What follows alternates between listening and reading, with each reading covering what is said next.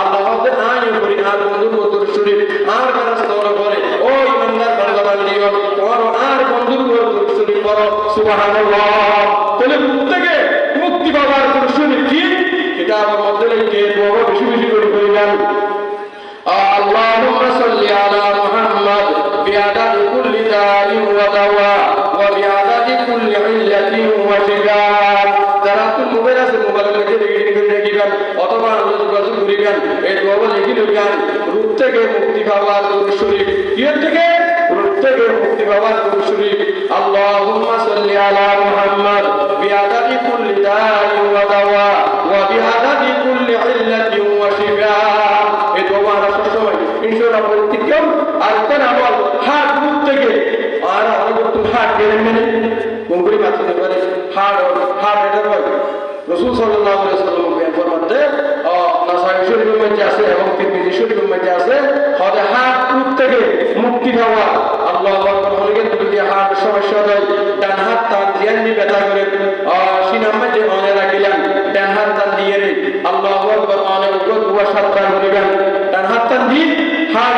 সিনার মধ্যে হাত দি অথবা কোন হরাকান ব্যথা আছে বেশি ইয়ান দি হাত দিয়ে ডান হাত দি হযরত দুয়া সাতবার করিবেন আউযু বিইজ্জাতিল্লাহি ওয়া কুদরাতিহি মিন শাররি মা আজিদু ওয়া মুহাজির। সংক্ষিপ্ত দোয়া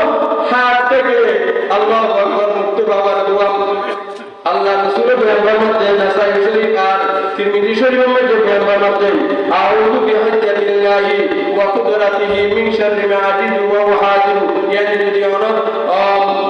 সময় মতো অনেক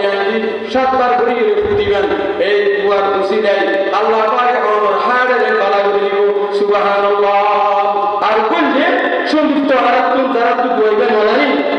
প্রত্যেক ফরজ নামাজের পরে ডান হাত কান রাখি অনেকে আল্লাহর নাম করিবেন ইয়ার আগে যেটা হইলে তো লম্বা আরাত্তুন মাইতার সম্ভবত অবে যদি অনেক হাড়ের সমস্যা থাকে ডান হাত রাখি প্রত্যেক ফরজ নামাজের পরে এই দোয়া সাতবার করিবেন ইয়া সালামু